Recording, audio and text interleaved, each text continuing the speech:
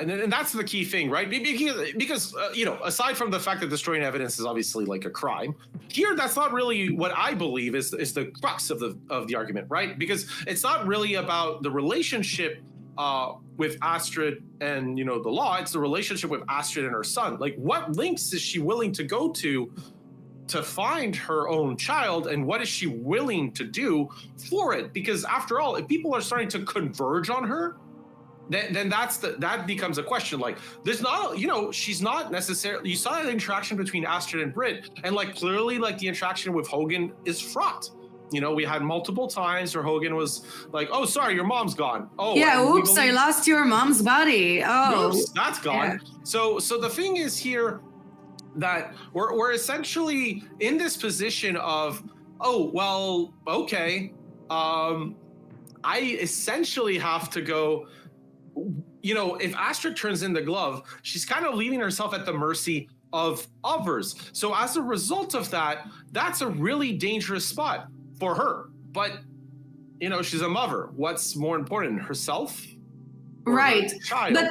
But that's another good point, because she can't find Orson from prison, even though I have seen some pictures of Scandinavian prisons, and dude, it looks great. It looks better than most rental apartments where I'm at. So, to be fair, we live in different parts of the world, different expectations. But, that aside from Norway here, it is almost time for a show. We're a couple of minutes off. So what we're going to do is production's going to throw up the endurance scene that you're going to go through. Noah, if you could describe essentially what our viewers are going to have to live through.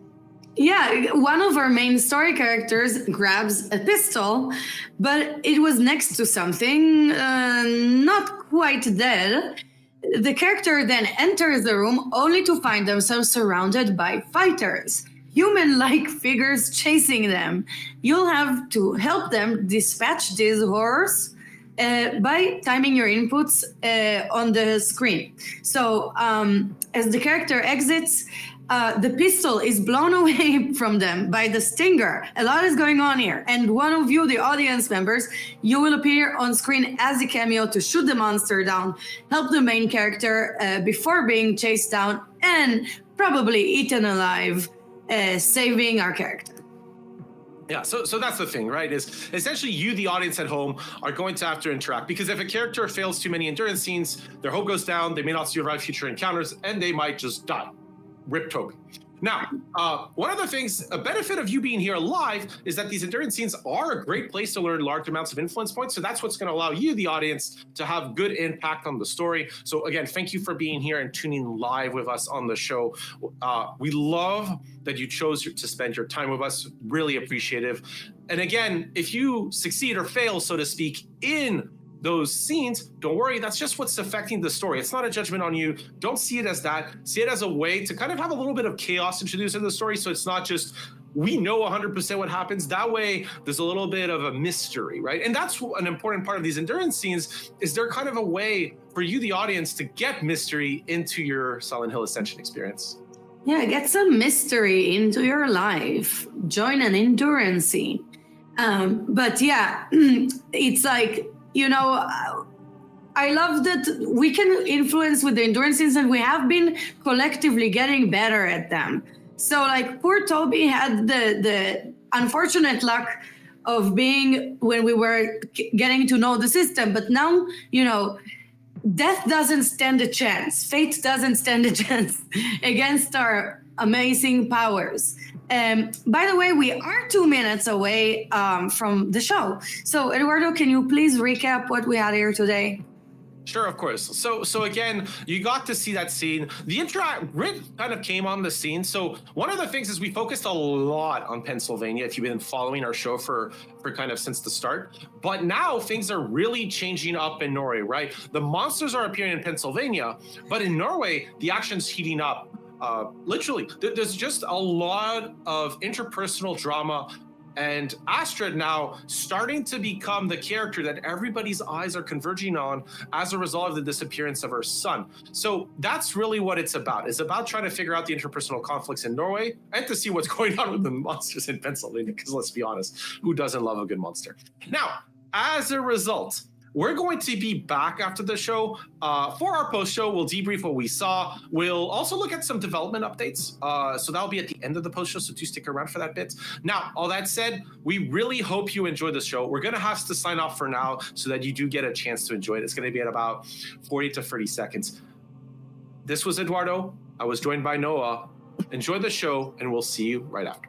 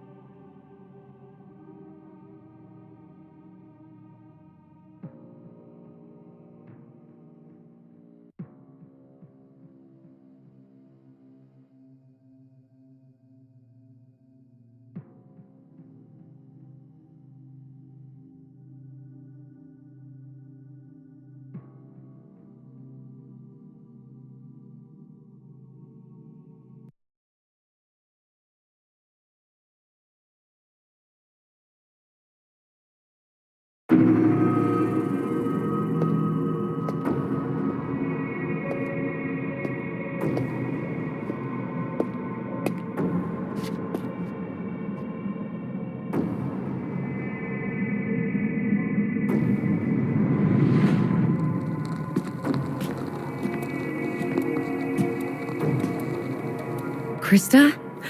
Where have you been? Out there with Eric, looking for your daughter. Eric? Where is he? I lost him. No! We need to find him! We have to go back out there! We can't. It's not safe. I don't care. Eric is out there looking for Faith, and we need to do everything in our power to find them. I'm not gonna let anyone risk their lives. Not after what I saw. Xavier would. Xavier is catatonic. Listen, I don't want anything to happen to Eric or Faith either. But you haven't seen what I've seen. Paul Radcliffe said the withering was not just the rot within us, spreading through the world like a disease. He said it was a mirror to our own darkness. And what stares back at us is despair. That's all that's waiting for us out there. Despair. I don't need your help. I'll ask the others. Beg them if I have to. And I'll tell them what I saw. No one will join you. I'm sorry, Rachel, but no one leaves this building until Xavier wakes up and demands it. Or the fog subsides. It's for your own good.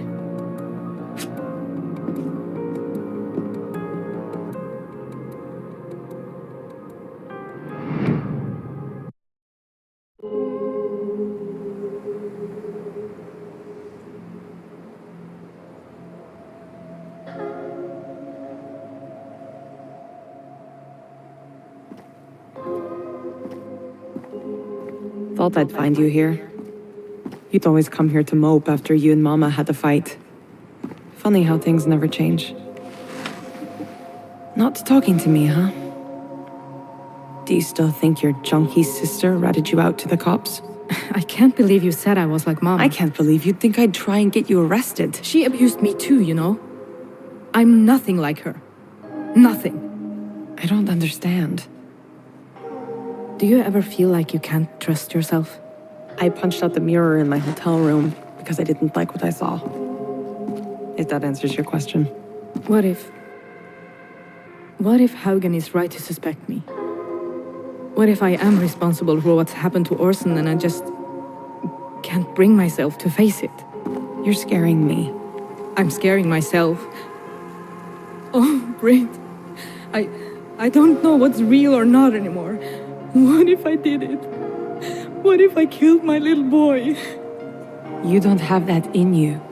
But what if I do? You don't, because I've known you my whole life. I know what you can and can't do. You're fucked up, that's all. Like me, like all of us. But you're not a killer. What am I supposed to do now? Talk to Papa. He's the reason we're this way. He and Mama. Maybe he can explain it. I can't. Not right now.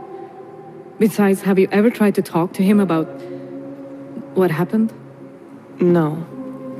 I left town. But someone needs to. Maybe he'll listen to me. Britt, it's no use. You know, Papa. I need to do it. Ever since I came back home, it's like no time has passed. All the hurt, all the bad feelings got dumped right in my lap. I've been really good so far. Following the steps, working the program. I can't slip up. Then you have to make him listen. I'll take him to a meeting with me. Everybody's so vulnerable there. Maybe he'll finally be open and share his emotions. I don't want to be this way. I'll talk to Papa. And he'll understand and he'll help us. Finally. I love you. You too.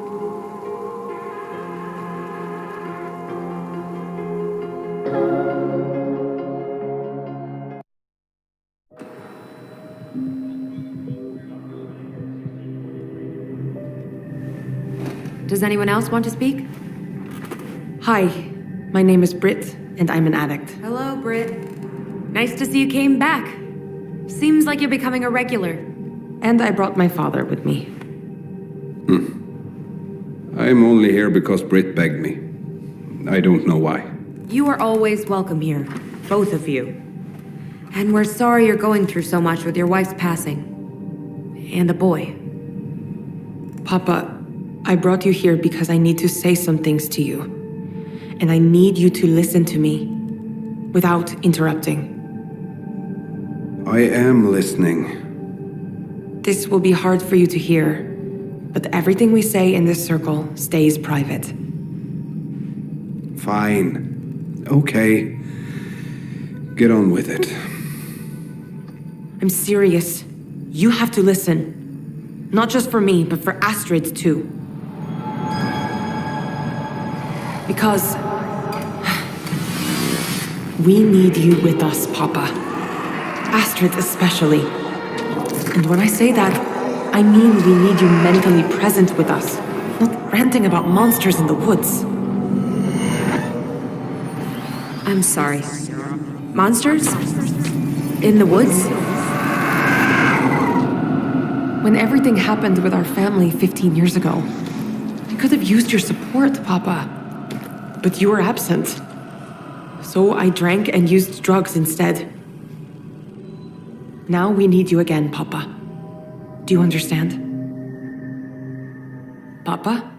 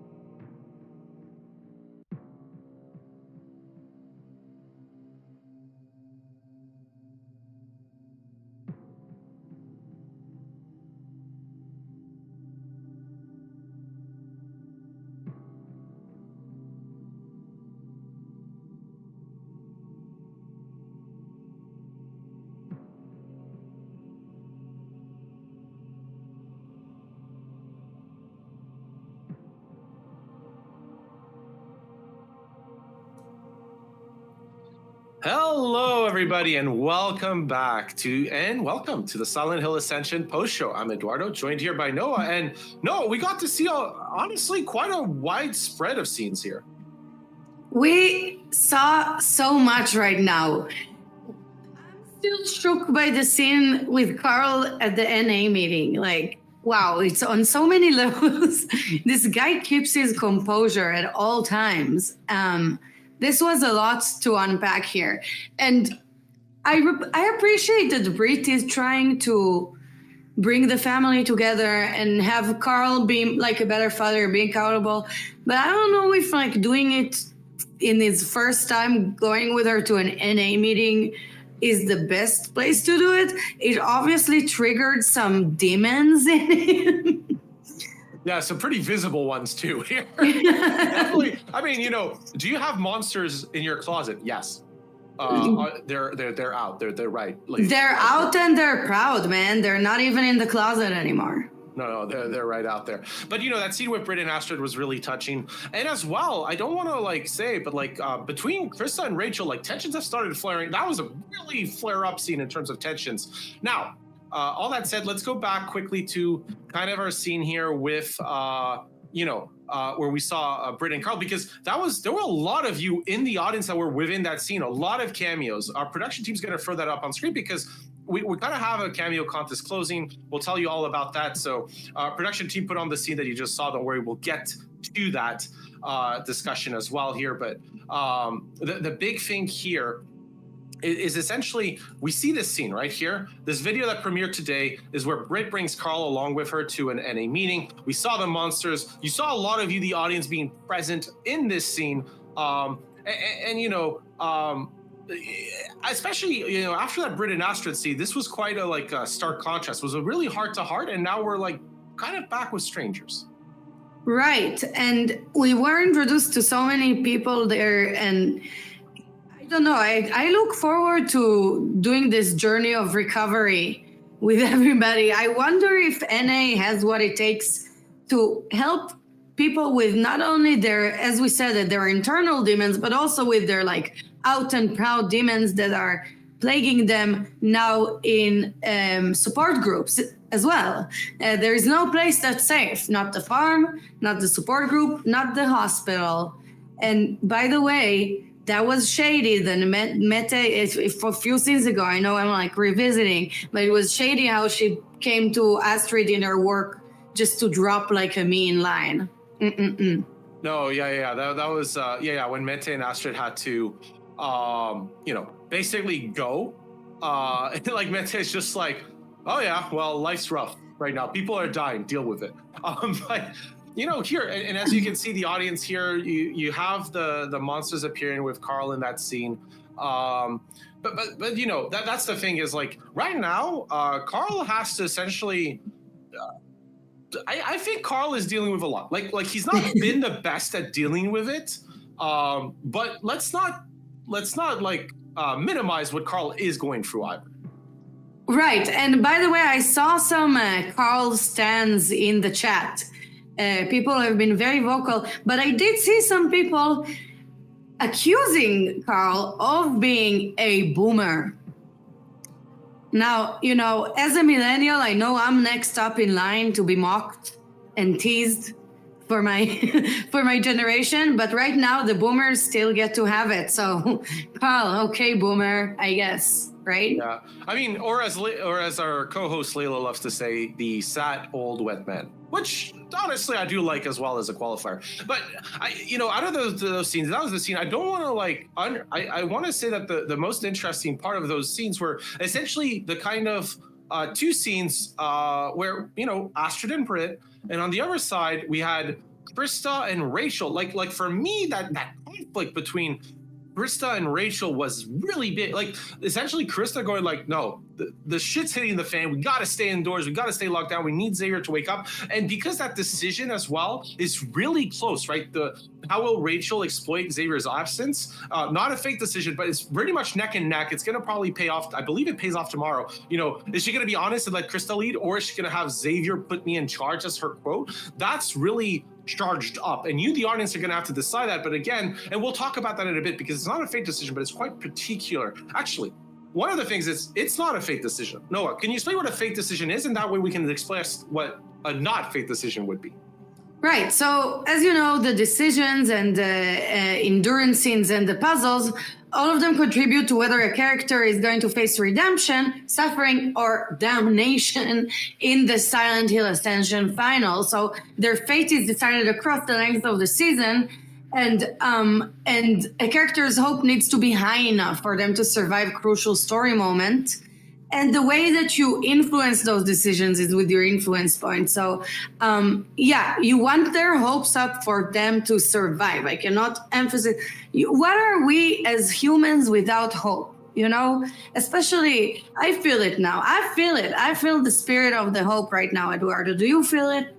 I feel it for sure, Noah. Now, the nice part is fate is with influence points, but again, hope is influence point less, so to speak, because you're doing mindfulness puzzles, which very early on, our development team made available to everybody. So again, for free, no matter what, you get access to that pretty much 24/7. Hope is always free. Nobody can take hope away from you. Hope is free. Right. So that's the thing here is essentially you at home can influence hope. By the way, we saw in the endurance scenes that Eric didn't make it as well as you would have liked, I suspect, for some of you, but Eric's hope is high. So it's okay to fail from time to time if Eric's hope remains high. You've been, as an audience, really keeping Eric's hopes high. So a one-off incident like this, not so bad. It's if more happens. But again, coming back to the kind of this idea, right? Decisions are usually what influence fate. Hope is usually influenced by kind of those events that you see. And again, coming back to the decision, how will Rachel exploit Xavier's absence? That's separate from this, because it's a decision that's based on you, the audience, deciding what you want to see. You're not 100% sure what will happen, but there's not a change in the character's fate. It's very much about what you want to see. For example, Carl and Mede, that was also not a fate decision, and you chose lovers over the very close option of nothing. It's really about the choice of what the audience, you at home, want to see. Now,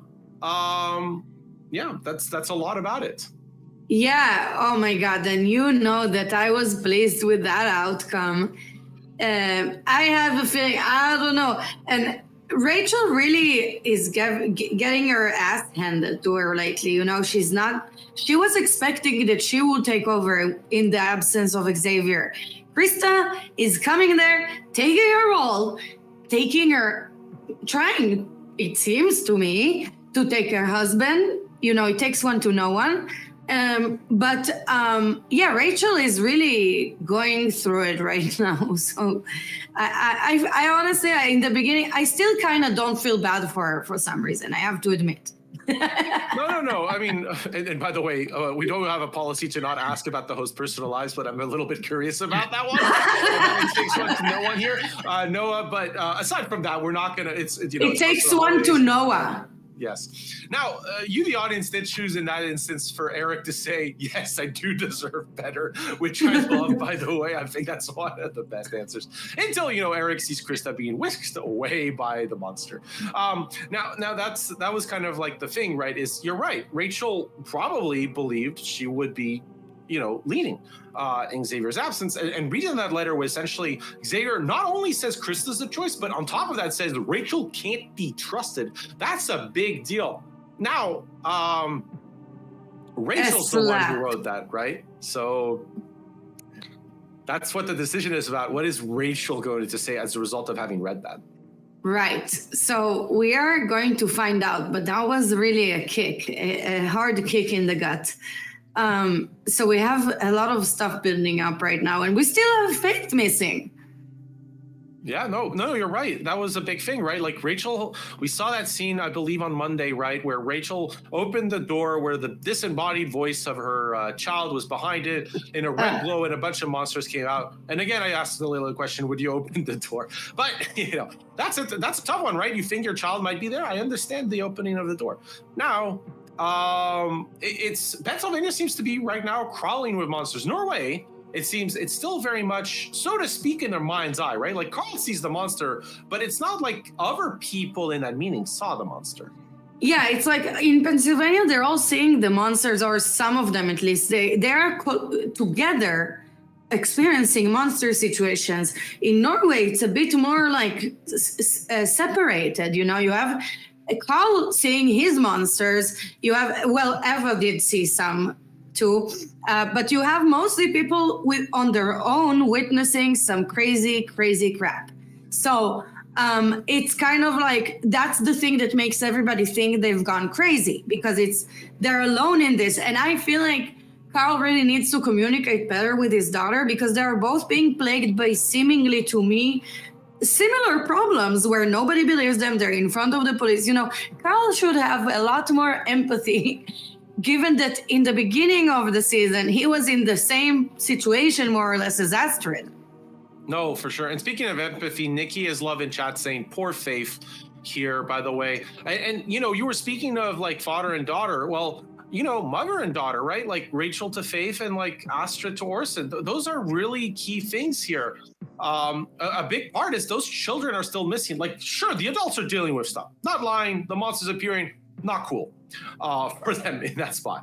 Astrid and Britt are having really heart to heart. That was a really touching scene. I'd recommend to rewatch that as well, because there was a lot in there. But essentially, the children are still missing. They're still missing. And I don't know if we're all doing enough. We're too busy blaming Astrid, blaming this, blaming that, when the children is what we should all focus on. Well, I don't know, but I feel the characters, their parents, should focus on. But I do understand that, like, again, you can't really save Orson if you're in prison for murdering him, maybe. And you can't really save Faith or find Faith when you're, like, completely alone in this search. Like, I feel like, well, maybe she can, but it would be a fluke, in my opinion. Yeah, and I mean, like, the search for Faith, when monsters are roaming about, right. We saw what happened there with BioGeek 93 again, eaten by the dog, the Snarler, not the best. And by the way, I do love the mention of Ray. Hasn't anybody thought of the children? All in caps, of course. I'm not going to shout that loud about it, but the big thing here is for sure that we're kind of in this spot of, the children are missing and the parents have to deal with their own interpersonal problems. Now, as you said, Krista and Eric, maybe a little bit too distracting. But yeah, it's essentially, it's hard to say things are heating up in Pennsylvania because they're already pretty red hot. But like in Norway, it seems like Britt and Astrid, that relationship is really interesting. Like how Britt, Astrid, and Carl are going to interact, I think, especially in the times that are rough, right? Where Astrid is being blamed for the disappearance of their children. That's a rough one.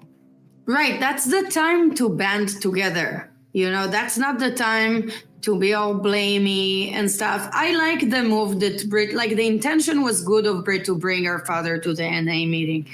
And I think it's a step in the right direction. In the beginning, we had Britt not even coming to Ingrid's funeral, her mother's funeral. Now we have her really trying to mend, the relationship there between the family. And they did mention what happened 15 years ago, which I don't know if y'all caught that. They said it in the scene, and I do not know what occurred 15 years ago, but I have a feeling it was not fun. But I have a feeling we'll eventually find out, which is nice. But again, that's when time moves forward. And right now, time on discussing the show, it has moved forward. We hope you've enjoyed the discussion on the narrative. For now, what we're going to do is we're going to discuss development updates. So that's going to pop up on screen. Noah, if you could do the pleasure for our audience in your lovely voice of describing essentially the highlights of our development updates. You mean this voice? Oh, yeah. Well, chat is back. We love y'all. Thank you so much for being with us. It actually, sincerely, I'm telling you, this is a great pleasure to have you with us here. We also have a rally feature update, and we have a holiday break. So last show, 2023 show will be on December 18th. Eduardo, can you please walk us through it? Sure, of course. So again, chat is back. We have Leochi in chat saying thank you for enabling chat. We just want to make sure, so to speak, that we got it right before we got it back on. So, by the way, chat was back. So the big thing here is that essentially, Jacob actually did talk about this publicly online. So I'm actually going to read the quote directly from Jacob. So on that note, chat is slowly returning. We have been working with a new moderation tool the last few weeks and have been testing it daily, making sure that all of you are doing. That's not the paraphrase, that's just my voice here. Now, however, and back to Jacob's quote, this is a phased rollout. Currently, it's tuned to be strong in terms of blocking things. We want to make sure you have a great experience. We want to make sure the return of chat is good for you. So that's the big thing. Now, the thing is, we can turn it off frequently if we do find issues, and it is heavily moderated. So we want to make sure you have a great chat experience. It's very critical to us. So bear with us if we do change things a little bit around, but for now, we hope you've had a delight to have chat back. We know we've had a light seeing your messages and seeing, honestly, really good positivity tonight. Personally, I found this great. Noah, as well, I suspect you've been enjoying that return too. Oh, I sure have been, Eduardo. No, really, though, I love hearing from everybody. I really do. Because this is what we're doing here. We're all in this together. This is a collective adventure we're doing here. This is a collective story. No, for sure, and that's the thing. We have been noting you when you've been using emojis as well. I know some of you have been waving bye as we say bye on the hosted show. So, but that's not bye yet. Rallies have been updated. So some of you might have spotted this update. This update actually happened a few days ago. We just put it in. But the goal of the update for rally, the rally feature was the rally feature is designed for you, the community, to have a greater gap to close gaps in decisions. Because we know some of you, it can sometimes feel hopeless, right? When you have a decision at like 40% and another at 20, and you're like, well, I really want this 20% option, but I don't see it happening. So rallies help for that. So one of the things is, in the past, you might have seen rallies have a 101% bonus, for example, especially when decisions are close. We've changed that. The new minimum is 120%. It does go a little bit higher as well on its maximum, so make sure that you have a good chance to come back.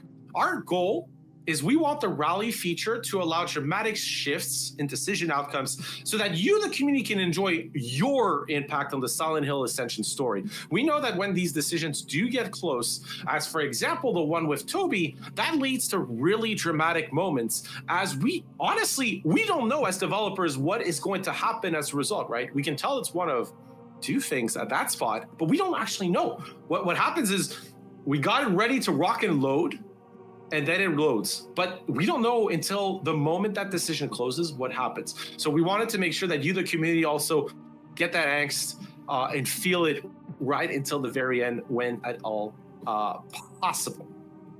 Now, the thing with the holiday break is the last show is for this year in 2023. So we will return.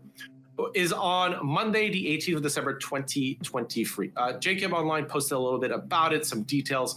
We will also, on that last show, describe more details on the holiday break. So that'll be actually probably with myself in that post show. Now, one of the things is, while that is the last show for you, the audience, one of the things is for tonight, this is Noah's last show of the year. So Noah, again, thank you so much for your presence.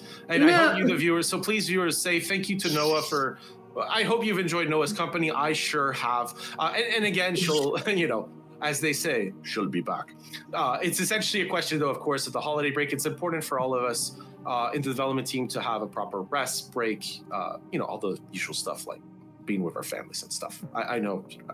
But the thing is, again, for the hosted show, we will have them as scheduled on Friday and the Monday. Friday's hosted show will actually look back at the story so far. That will be essentially looking back together with you, the audience, and essentially what's been going on, some of the key thematics. We hope that with chat being enabled that we get to discuss that together. We hope to have some lively conversations. Monday show's a little particular. I'm not actually going to spoil for all of you what's going to happen there, but there will be something. We're setting that up. Now, some other quick updates for you. Puzzles and Endure will improve. We know that Endure scenes are something that you do enjoy, but over time, we want to make sure you keep enjoying the experience, so we keep improving it. Puzzles will have more new content. So again, thank you so much for being patient with us, for giving your feedback to us. That's really what helps us improve the experience, for sure. One of the things with that is now as well, when you're submitting something to, when you're contacting us at support, you can copy your session info with your account, and that's going to help us improve your user experience, but that's because of your feedback. Last little bit, episodes will now be first to last. So if you wanted to have your friends kind of join in with you, check out Silent Hill Ascension. We've designed it so that like episode 1 is at the start and they can slowly go through those episodes and then, catch up to live and be with us. Because Noah, there's nothing like a live show. I love the live shows, but unfortunately we are nearing the end of this one. And I'm extremely sad because, it's going to be a while till I see everybody again. And okay, sorry, composing myself. Okay, Eduardo, can you please recap for us? Yeah, no, for sure. And by the way, Joffrey Atlin saying we'll miss the fan. So you, the fan, are going to miss. No. Oh, there we go. Yes. You mean this fan? Oh, yeah. By the way, that was an all Noah and Leila special, the Iskandar. We've been loving the relationships between Mete and Carl and kind of like what's been starting as well with Krista and Eric here because of the scandal. We know it's been fun. We hope you've had fun here in the audience. Now, I'm going to recap a little bit of the story, right? Kind of things are heating up, but differently. Pennsylvania, monster, straight up. Monster. We got to lock down. We got to protect ourselves. You see the creepy crawlies. You see the figures of walking. Not the greatest scene for them. Now, Norway, things are heating up differently. Brit kind of appeared.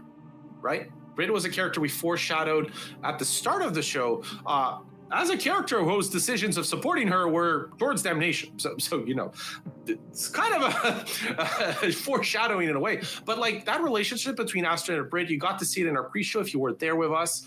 But again, you can catch up on that too in the Ice Bar, as well as the post-show when they kind of made up. And that was a really big thing. It was a really touching scene there. Highly recommend you rewatch that relationship between the sisters. Brit regretting those words, "You're just like Mama." And there's one thing for sure, Noah. Ingrid is awful. I don't get that. Ingrid is horrific. But you know who's not horrific? It's Noah, who's been awesome with us in this show. And again, thank you, Noah, for being here.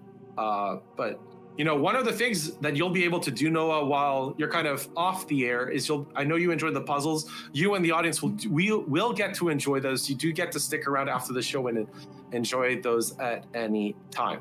Now we're going to throw on screen kind of what's going to happen with our next show.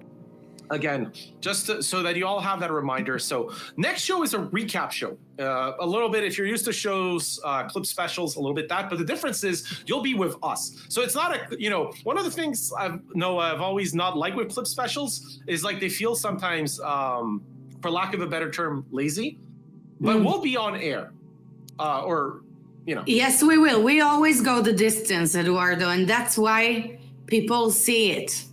Yeah, and that's a big thing. We hope you enjoy our company as we revisit some of the key moments from kind of the start of the Silent Hill Ascension to present day. The show will air as usual. Don't worry. You get to see new scenes as well at 6 p.m. And afterwards, we'll do more. We'll do it by thematics. We'll go through the different topics. We'll make sure that you have a great time revisiting kind of those key moments of Silent Hill Ascension. And it gives you a good idea of where we're at in full before the holiday break so that you can be nice as well, the audience, and rested, enjoy your time, and remember what you got to see with us. But with everything good, unfortunately, must come to an end. So, Noah, do you want to say a few words? Because this is your last show before the break, so I want to let you do things before we sign off. Well, I just want to tell you something. I'm a bitch, not a monster.